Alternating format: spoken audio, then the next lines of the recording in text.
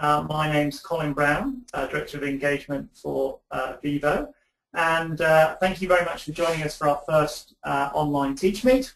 And the way that we're going to present this evening is we've got a panel of speakers all dotted around in different areas of the country, and they're going to present for a period of time, and obviously we'll take questions via instant messenger. So on your right hand side you've got a little panel box where you can effectively instant message in questions to us as a team, and obviously if you're also following us on Twitter, please use the hashtag TMOnline so that we can share it with those areas. So we're going to be joined, or we're basically going to move through the panelists kind of seamlessly and take your questions at the and try and answer your questions at the end of each session. And then we're also going to have a bit of a raffle at the end where we give away a few Pizza Express vouchers because that's traditional in Teach Meets. It's all about the food and the alcohol as well as the good quality content. So our first panelist, without too much of an introduction, is Shane Hill from Skoolbo. Some of you may know Shane from his former organisation that he founded, was Mathletics, which scaled to 5 million users in 177,000 countries. Well, that's right, 170,000 schools. That would be impressive worldwide. And Shane's obviously very, very big in the maths world, but been turning his attention recently to a worldwide phenomenon around tackling literacy issues. And Shane, though he lives in Singapore, is actually joining us in the Vivo offices this evening. So Shane, welcome. Thanks very much, Carl. And thanks for joining us with your extremely croaky voice, and I'm hoping that you're going to last the attended session. So do you want to tell us a little bit more about your story, where you kind of came from, kind of Mathletics through to the present day? Yeah, sure. So I was a teacher for 10 years, largely in Australia, but also here in the UK for a little bit in Canada. Basically in 2003, I took a bit of a leap of faith and jumped out and started working in the garage on Mathletics. Excuse me. So initially it was just me, but then we had some traction and started to expand, and then were able to build a team. And for the first couple of years it was heavily in Australia. It was actually a CD-ROM based program. We actually worked in Excel and used that underlying technology to create maths software. But then in 2005 we decided to shift to the web. Now the main thing about shifting to the web was so that we could break down the homeschool barrier and the data could flow from what the children do wherever they are and to the teachers and the parents. Now that was the main reason for it, but I guess what we discovered was that the main benefit of, and that's, the flow of data is a very important benefit, but an even bigger benefit was that of engagement with the kids. And so all of a sudden you were able to create a learning community and engage them in a way that a CD-ROM or a network-based program never could. So this community of learners, and in particular creating a game where the children would come online and play each other, had incredible traction with the children. And so much so that sort of when we launched in Australia in the web version in 2005, within 4 weeks it was sort of Australia's most used maths program, and basically through the game that the children incredibly loved playing with each other. And it wasn't something that as a teacher sort of we really felt that was going to be the key driver, so it surprised us well and truly. But as an actual benefit of web-based learning, that community and the way that you can engage the children is so much greater than ever before. And you probably spent a long amount of time kind of developing the curriculum resources for Mathletics, and you probably didn't, putting words in your mouth, spend as much time developing the game aspects for Mathletics. But it sounds like the game was much more popular. Look, it was an interesting part. So Mathletics basically has two core parts. One is what's referred to as the full curriculum, which covers every single maths concept that there is pretty much, and sort of takes them through a lesson and builds into questions and gives them the immediate feedback and databases it all and so on. And then on the other side, and that by the way took us tens of thousands of hours to develop. It was enormous, and we put so much effort into it. And then on the side we did this, what we saw as a really trivial little game, and very simple, 60 seconds, answer as many mental maths questions as you can, 3 strikes and you're out. But that was what had immediate impact with the kids. They just went, they loved that part. And to be perfectly frank, they really didn't care less about the full curriculum bit, which as a teacher and pedagogically speaking, felt was so strong. But in the kids' world, the game and the levels of engagement that you could get out of that and build into it was so much greater. I mean, in terms of that particular platform now and that simple little game, they've answered now more than 20 billion questions on the site, which is unbelievable as far as I'm concerned. I mean, we were ecstatic when the first million was reached. We thought that was amazing, and then after a year, like 1 billion, and now for these days to have gone to that sort of level, more than 3 questions per person on the planet, so to speak. So the game was something that we felt would be enjoyed by the children, but we really had no idea that it would have the impact that it did. And did you have an opportunity to measure the impact of the game versus the full curriculum? Obviously, if the children were spending a long time in the game, not as much time in the full curriculum, but what was giving the best results? Yeah, look, this again was really interesting. As a teacher and so on, we were pretty convinced that the full curriculum was where all the learning action was. And so at times we were quite embarrassed by the game, and we saw that as a trivial sort of sideshow almost. But actually getting in and analysing the data, and this is the incredibly powerful aspect of e-learning, that you can analyse everything and see precisely where the improvement's occurring and so on. And this one surprised us immensely. In that, basically on a like for like, when the children would spend an hour on the game versus an hour in the full curriculum area, we were seeing 10 times the improvement in the game area. And it's not, I mean, the improvement in the full curriculum was still really solid. It's just that the improvement in the game area was unbelievably high. And so it's an ultra rapid improvement by the children, and we've seen that over millions and millions of kids. It's always actually been a hard one for us to explain, because it doesn't seem to make sense educationally why a little game like that can be as powerful as the results were showing. Now, the biggest thing that we put it down to was this notion of a learning sprint, as we call it, in that the children can concentrate really intensely for short periods of time, and then they fatigue. And so that game scenario there, in that case, for 60 seconds, the children were sort of effectively fully focused on the problems at hand, and because of that focus, that made for really effective learning. So you create a game situation where the children inherently want to do well. So that's an important prerequisite. And then you put them under sort of appropriate time pressure. Now, it's not about turning them into speed mathematicians. That's not the purpose at all. But if you want to improve that sort of lower order basic skill, putting them under the clock just works better. I mean, you see it with children. If you ever want to get them to run around a gym or something like that, if you tell them, well, I'm going to time you on the stopwatch and so on, they'll do it sort of 10 times more enthusiastically than if they're just going to run a lap of the gym otherwise. So I guess there's a few aspects there. One's engagement, but then also it's this focusing in on the learning. I think another really important part that sort of we hit upon was consequences for making mistakes and so on. Now, I think they're really important in the design of your e-learning.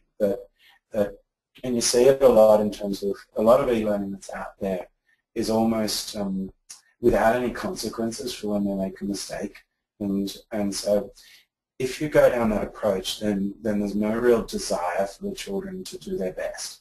So as far as I'm concerned, one of the important key drivers here is to create a situation where they want to do their best and that there are actual consequences for making mistakes. So in this particular case, it was 3 strikes and you're out of the game. So that one does, as far as I'm concerned, is a really important aspect. And I think a third one on this one was that children love to play with other kids. They love to know that they're not alone in what they're doing. So they're inherently social. They want to be part of a community. And so the multiplayer aspect, again, I think was a real driver. And whether that happens to be playing with someone from the other side of the world or one of their friends, and so on, these are important things that make that whole mechanism work. Now, another program, I guess, that sort of uses similar methodologies these days, I think, is Lumosity. And I mean, that's having huge traction out there, not so much an e-learning program, more just basic memory skills and so on, and mental agility. But, you know, they've got like 50 million users and so on. Now, all of those are very similar in that they're speed games set up. And I mean, they've now had hundreds of university studies and again have shown unreasonable levels of improvement in using that basic methodology.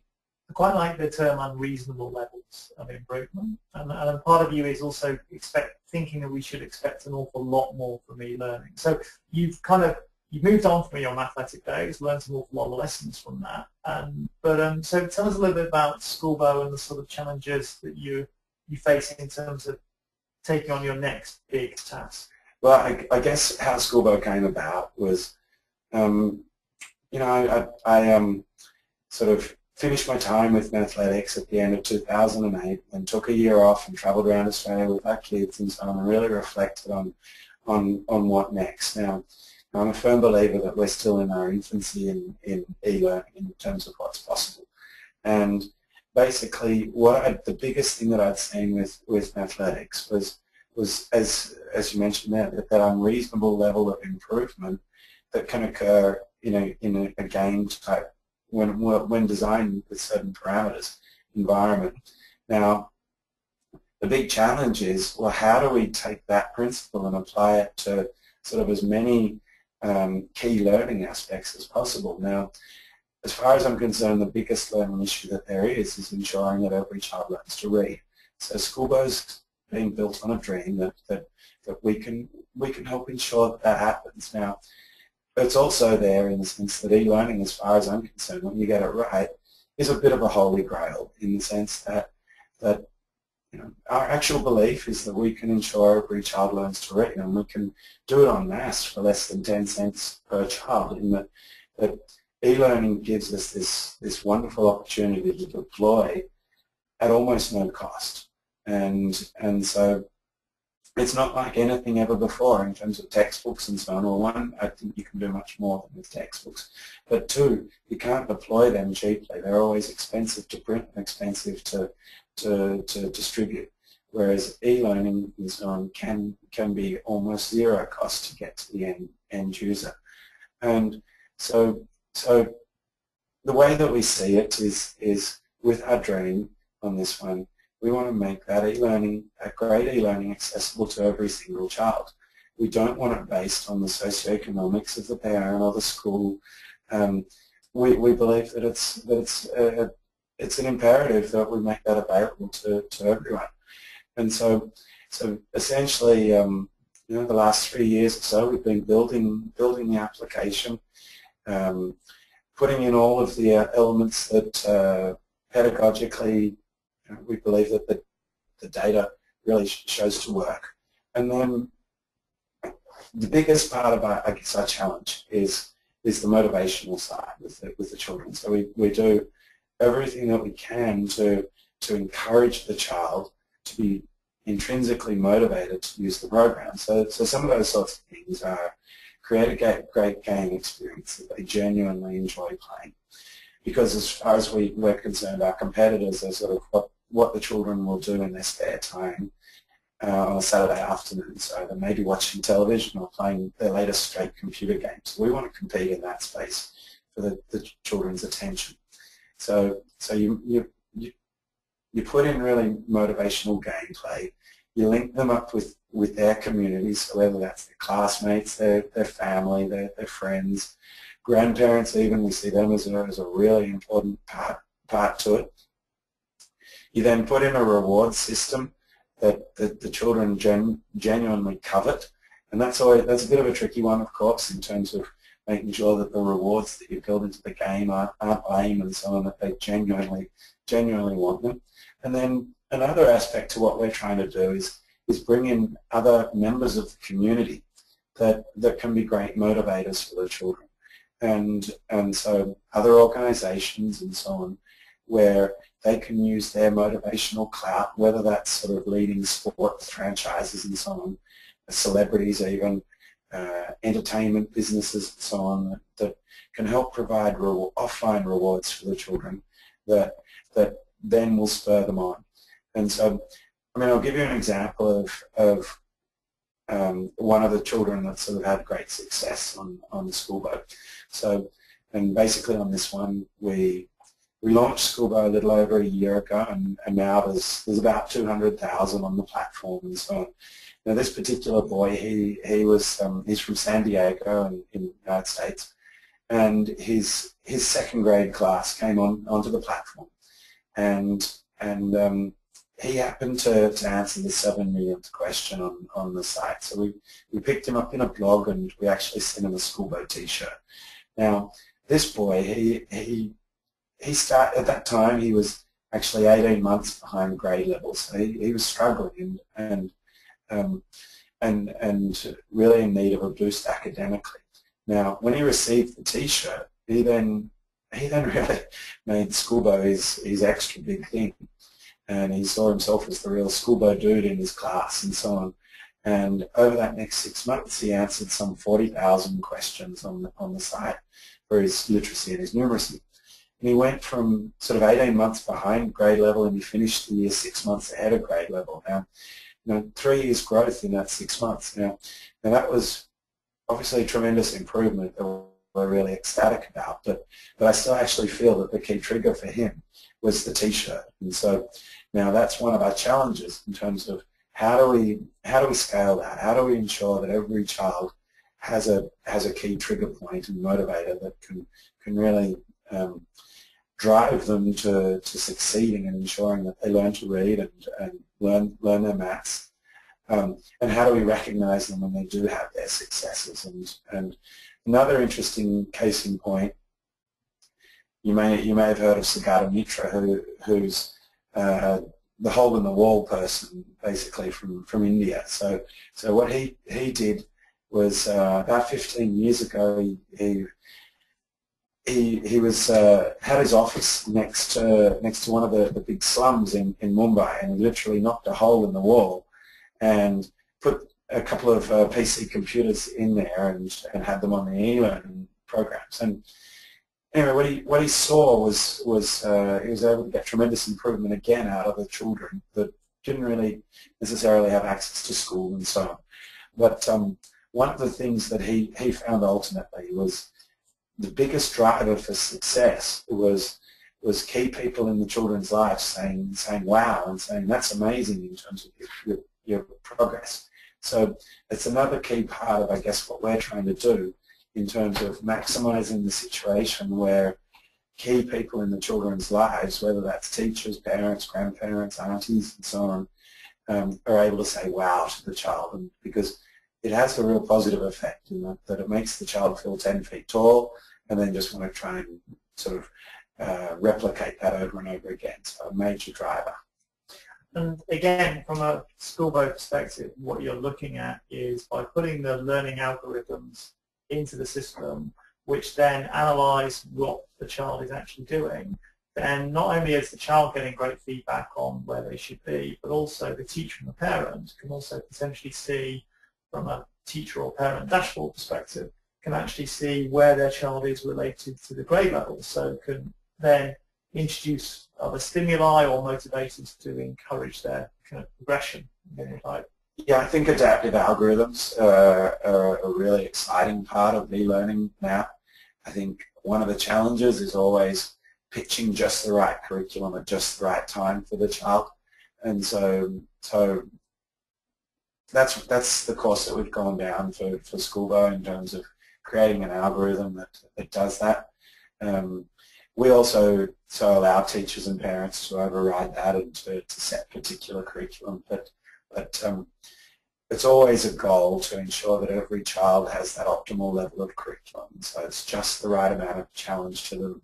It's a good mixture between new work and revision work, because of course you're wanting to sort of utilize that curriculum time as effectively as possible, and so getting the challenge just right is a key aspect that technology can help provide. And just one last question before we let your throat recover. Do you think we're being, do we think we have high enough expectations of how technology should transform the educational space? Or are we still expecting just small incremental improvements? Well, no, look, I mean, my belief here is that we can get unreasonable and radical levels of improvement, and so we shouldn't be satisfied with minor incremental ones. And I mean, the best analogy that I can give is every other industry. If you took their technology away, of course, that would reduce effectiveness by hundreds of percent, if not thousands of percent. And I believe the same applies in education, that technology gives us the potential to receive extraordinary benefits, and so low expectations are a major problem. Fantastic. Thank you, Shane, from Skoolbo. And obviously, if you're interested in Skoolbo, obviously have a look at the website, skoolbo.com. You can also download the free worldwide Skoolbo app, have a play around with it. It doesn't launch as a UK feature until next year, but what you've got works on PC, tablet, etc. So great opening for the Teach Meet Online. And again, please use the hashtag TMOnline so we can track you on Twitter.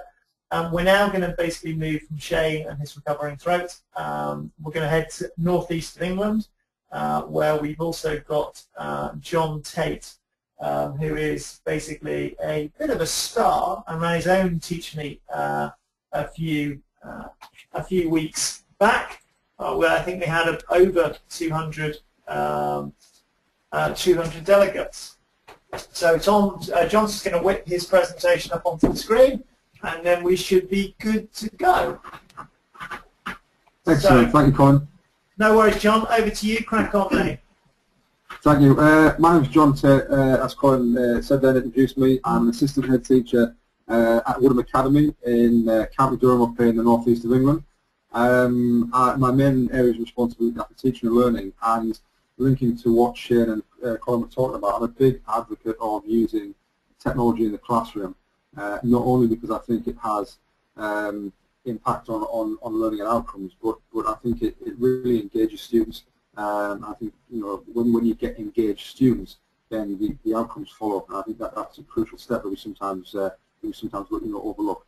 So I'm going to look really tonight on how we can use QR codes to develop curious learners, and that's been something that as a school and as a nation really, we're trying to crack, because if we can get curious, engaged learners, like I said, then we're halfway there. And I think certainly with curious and with engagement also comes independence. And if we can create independent learners, then we're sending our young people maybe out into the world of work far more readier students than if they are spoon-fed. I think sometimes our examination system at the moment, with the pressure on league tables and teachers having to get students to exams, sometimes leads us to actually spoon-feed people. So I think it's very important to be able to create curious, independent learners. Okay. So I don't know what anyone's sort of level of experience is, so I'll start right at the start. And what is a QR code? Or a QR code is what you see on the screen in front of you. You may have seen them around your school. You may have seen them on magazines. They're popping up everywhere. They're even on the back of the Johnson's wet wipes, which I have for my two kids. They're absolutely everywhere at the moment. And businesses are starting to hook into this technology that basically you can scan anything with a mobile device. Now, whether that's like an iPhone, whether that's an iPad, lots of different mediums now have been able to do this with technology.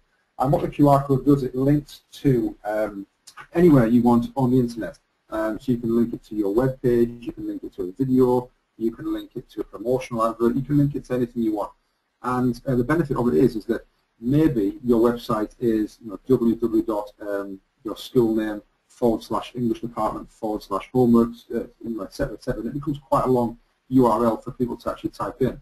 And I know before when I've seen stuff come up from my son or my daughter's school, that it's sometimes 2 or 3 lines long, the URL that you have to input, and sometimes because it's been typed on a Word document, it's underlined because the Word document is seeing it as a hyperlink.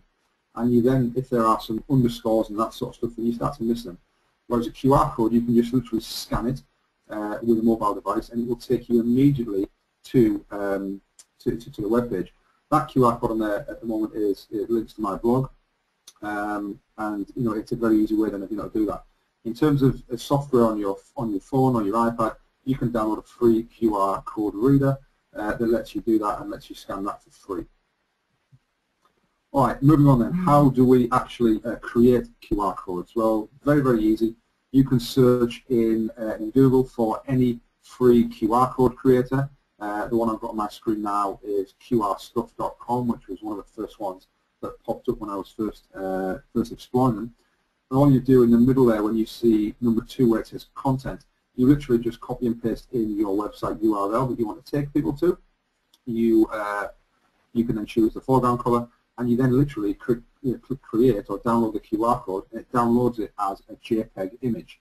Now what a JPEG is, if any of you don't know, is a type of image file, one of the most basic image files. You can then do anything you want with that at all. So once you've got that, you can then import it into a Word document, into a PowerPoint, you can print it, you can put it anywhere you want, you can email it to people, and then it never really expires. So that QR code will link always to that website that you have chosen to do so. So that's very easy in terms of what a QR code is, how you create QR codes yourself. I'm now going to move on to the interesting bit really, which is how we're going to use them in the classroom. So how can we use them to engage and inspire curious learners? And this is obviously what we want to see, and I'm going to show you some examples from my school of how this works. All right, the first example you will see here is it's a display board in a religious education classroom in my school at Woodham, and what it's got on the left-hand side are the 4 different QR codes, and you can see there the topics are relationships at the top, is it fair, looking for meaning, and our world at the bottom. And what those QR codes do is they link directly to news-round videos, which is perfect for the age that we're trying to hit. You could link to anything you want, but we thought that Newsround was perfect because of the target audience, for the level, intellectual ability. It's perfect, and those videos then relate directly to the relationships topic, and is it fair topic. There's some pictures on the right hand side that give you an idea about what those videos are about, and that's up in the classroom. And quite often, if you walk through that classroom, you will see students up there scanning them. It's changed on a sort of monthly basis when topics change in the curriculum and what they're studying, and the students up there scanning those all the time and being independent and actually starting to work out that there is more to learn than just what the teacher gives you, and in fact that actually wanting to learn a little bit more yourself, you start seeing some big results. The next picture there shows one of the students using one of the iPads in the classroom to scan one of the codes on a different display, and that's really great because this is what we're wanting. Now that student there is one of our sometimes more challenging students. He's doing a great deal of work in RE now, and because of the technology, he's really engaged. He's really switched onto it, and I think that you see that with kids, that when you bring a technology element into it, then they can sometimes really sort of lock in on it and hook in on it, and that's certainly been the case for this student here. Right, there's a lot of stuff on this photograph, and I just want to, before you start looking at it and trying to read it, I just want to talk you through what it is to give you an idea of why it's on there. As a school, we bought, we were lucky enough to work with Smart Wall Paint, and Smart Wall Paint is a paint that creates any area in your classroom as a wipeable whiteboard. So that is actually a huge area of a wall that we've painted to be an interactive notice board. And the QR codes are stuck around there. You can see 3 of them on there. And if you look carefully, you can see the titles. One of them is about the terrorist attack in the Kenyan shopping centre. One of them is the chemical weapons attack in Syria. And what it is it's really a thoughts and feelings board. And once you know what those QR codes are now, if you start to look at the feelings that these students have written on there, bear in mind most of these feelings are Key Stage 3 students, so your 11-year-olds, 12-year-olds, 13-year-olds, and your 7 to year 9. You can start to see some very, very powerful feelings from students. Saying that they're really, really upset. It's horrific. Why do they have to walk out with their hands in the air? I'd rather kill myself and suffer from the pain that they're going through. And all of these comments and feelings we would maybe never ever got to in terms of a lesson. But the fact that these students are engaged, they're completely hooked in, and they can actually scan these and can watch them on their own mobile phones. It doesn't just have to be with the iPads in the lesson. A lot of the students have got their own smartphones. They can come up and they can scan them. And also, if they're in the middle of a piece of work and they just want to go back and review that, they can get up, they can come to the front, they can scan it, they can go and sit down, and they can watch it with their earphones in. And we know that the content is safe for them. It's exactly what we want to direct them to, and that has been a huge, it has had a huge impact in the classroom over the last few months. It's something we're very, very committed to trying to move that forward. Other things in that classroom as well is that the two or three teachers on the corridor who teach next to each other are starting to put those QR codes on the outside of their door. They haven't said what they are. They haven't even put a title next to them. They've just stuck some QR codes on the door outside of the room in the corridor and left them. And like what Shane was mentioning about Meter and the hole-in-the-wall computer, having just literally put the computer there, walked away and let kids get on with it. We've done that with those QR codes, and it's been amazing to hear how many students are coming in and saying, "Oh, I've been watching that video," or "Why have you got a video about so-and-so on the door?" And these kids are curious. They're thinking, "Hang on, what's that about?" And the fact we haven't put a title on has made them even more curious, and it's been a real hook to get them engaged in their learning. This example here is not from my school. It's an idea that I've magpied from one of my teachers, or one of my networking teachers on Twitter. An amazing way of being able to bring parents into the equation as well. It's a postcard that goes home to parents. Normally you would write on what they've done well while you're sending the postcard home as a reward. The bottom of this now says scan the QR code to see an example of your student's work. How amazing is that? So the parent can scan it, and they can maybe even see a video of their student working a lesson.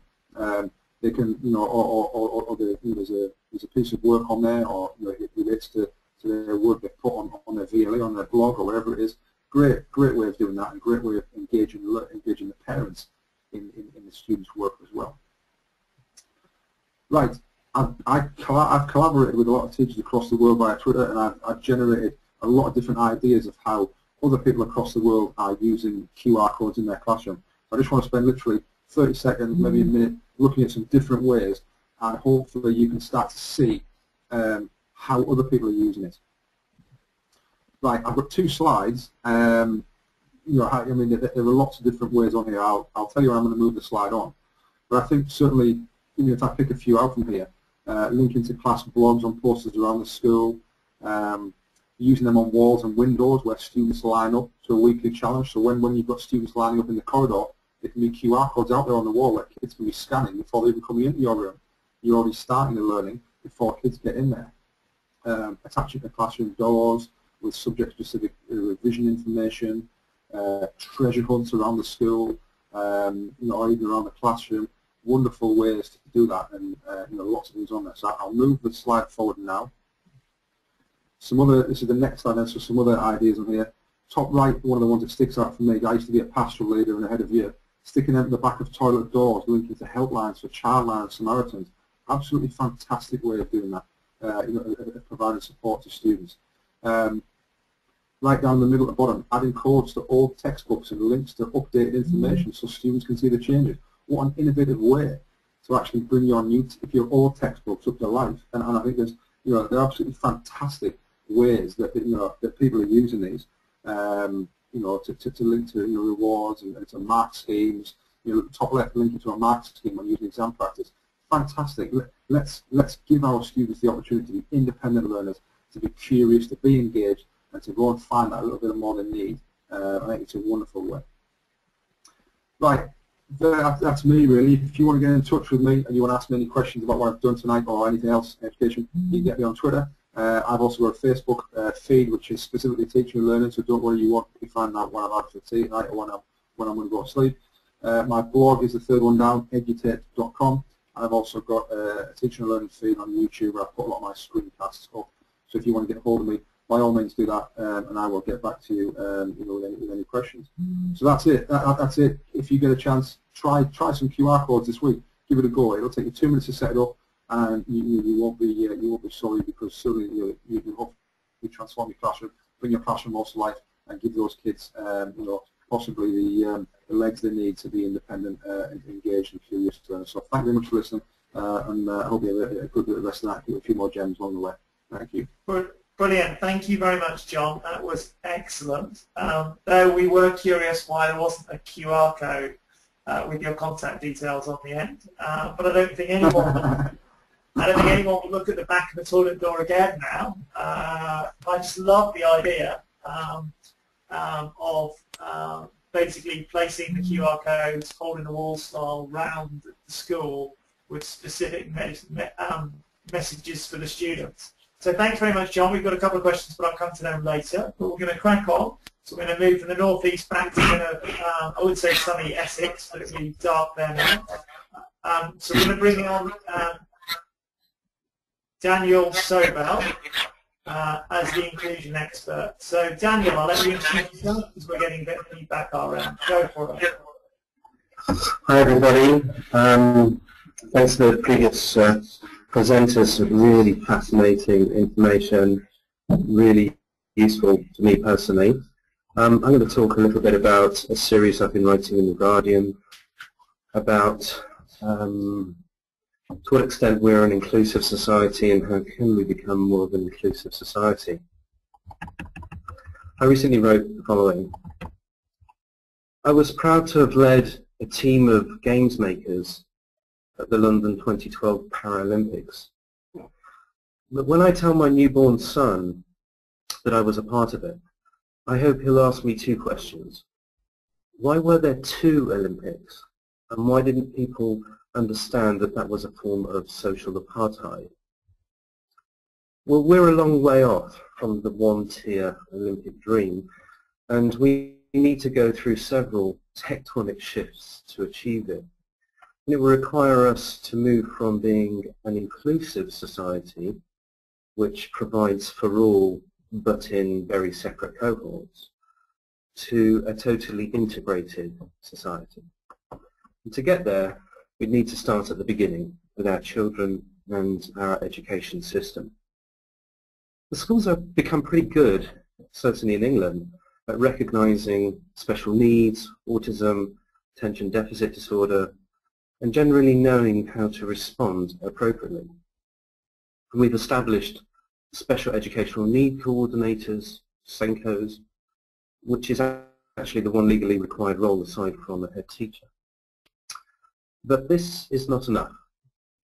Not when a staggering 70% of prison inmates have special needs of some sort, and most come from impoverished backgrounds, and certain ethnic minorities are disproportionately represented. Today, students are viewed as part of an inclusion cohort, whether they are from special needs, ethnic minority, impoverished or gifted. They all share one commonality. They feel like outsiders. And consequently, despite the many wonderful programs in place in our education system, there is an epidemic of low self-esteem that inhibits real attainment and progress.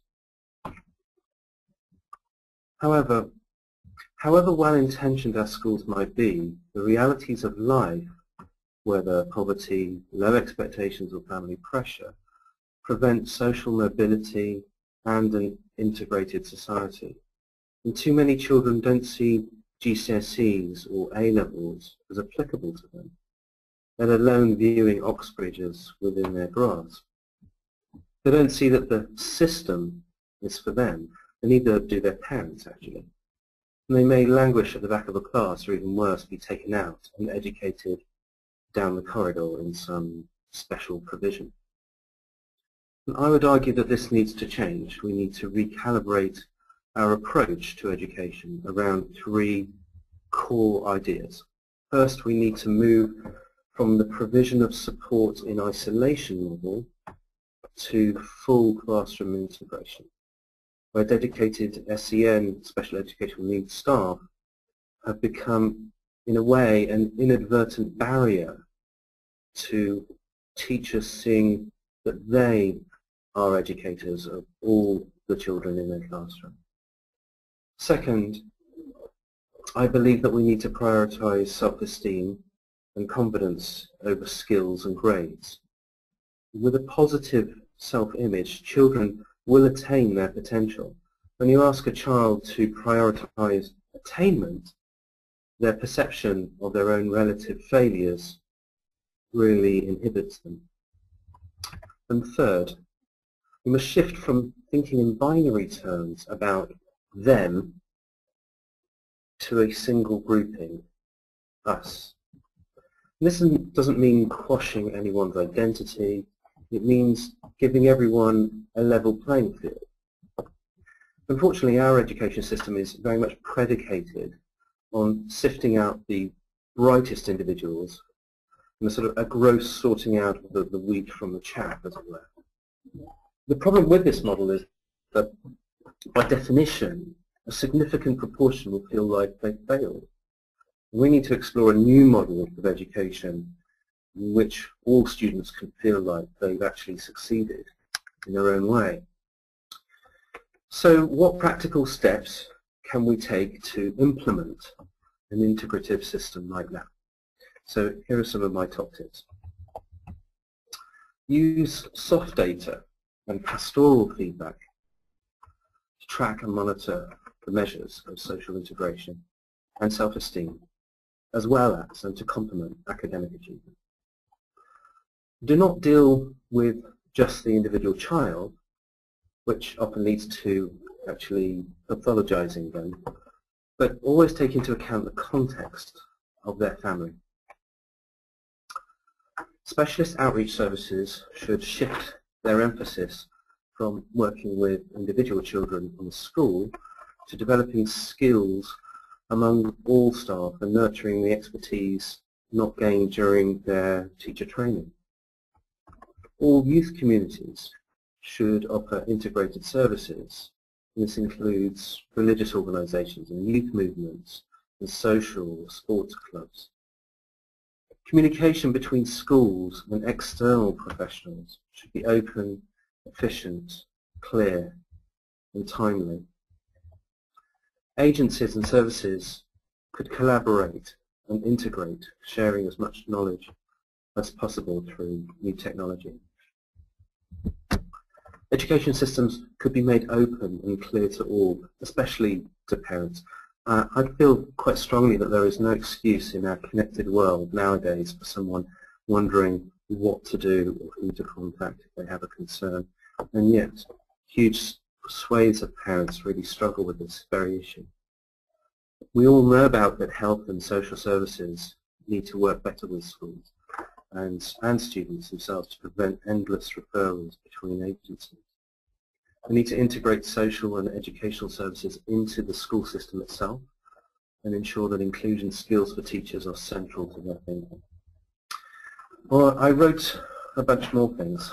I wanted to just hope that perhaps through these simple changes that we can begin to create a system of education that values everybody. And from here, then we could make a wider societal change that would eventually include, perhaps, a single Olympic Games. Thank you, everybody, for listening. And please contact me at inclusionexpert.com or on Twitter. Brilliant, Daniel. That was really interesting, and so many big questions around the fundamentals of the education system. And more to follow from you, as I know you're going to do some webinars for Vivo in the new year. So we're moving on to our next speaker, last but certainly not least. So we're heading from London, Essex. We're going to head up to effectively somewhere in the northwest, kind of Yorkshire region, depending on where she's laid her hat. So we're going to go to Claire Young. Many of you will know Claire as an apprentice finalist. Big friends with Alan Sugar et al. And Claire is basically, there's a great amount of work in terms of presenting in schools, raising entrepreneurship as a concept, challenging the status quo, really pushing the boundaries, particularly around role models for girls, and a little bit like Shane, kind of very focused on the whole unreasonable behaviour to try and get some great results. So I'm hoping Claire's not fallen asleep, and Claire, you're with us tonight.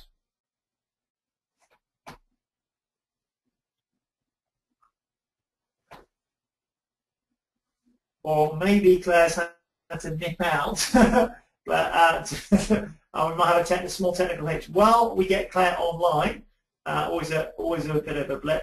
We did say that we would do a Pizza Express raffle draw. We know all teachers like some pizza and also potentially some wine.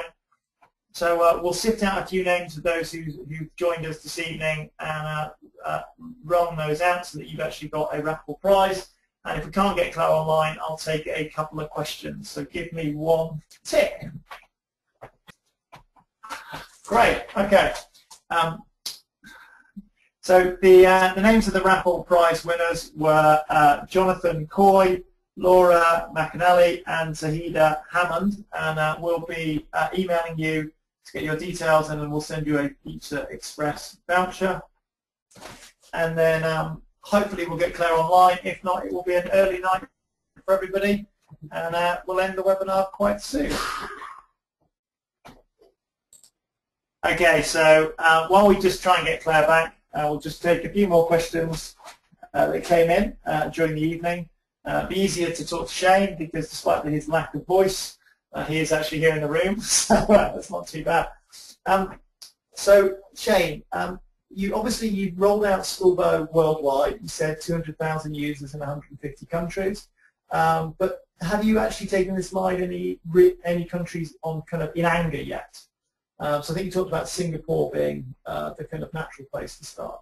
Yeah. Singapore's our home base, and so yes, we've launched a product there, and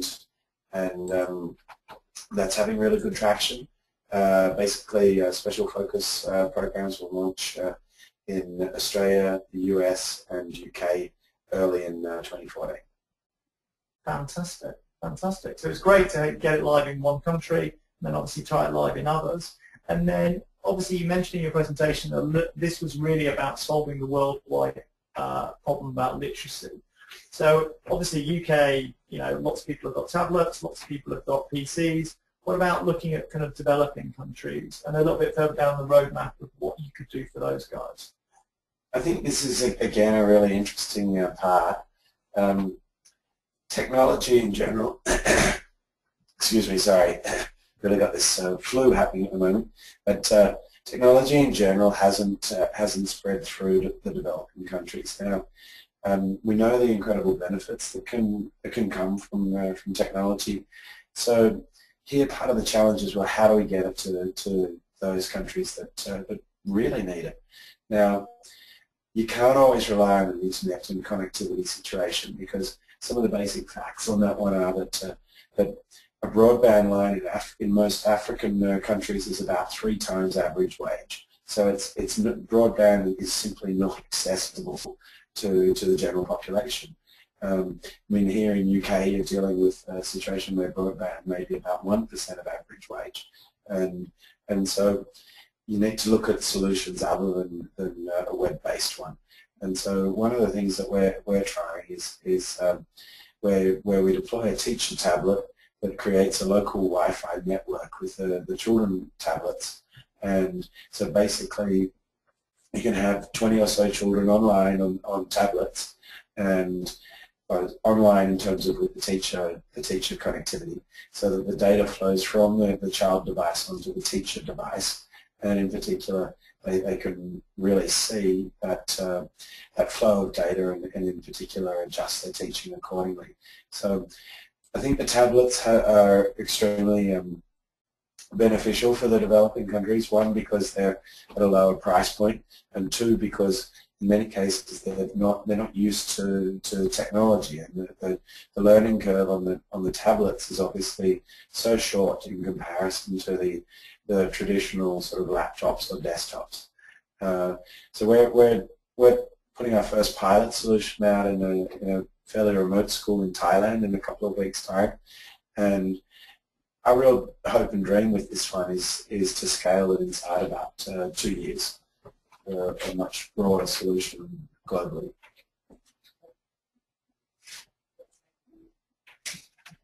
Brilliant. Thank you very much, Shane. I don't think we're going to get Claire back, so thanks very much for dialing in. Please use the hashtag TeachMeTM online, and we look forward to welcoming you to another session in the new year. So we'll end in the session now.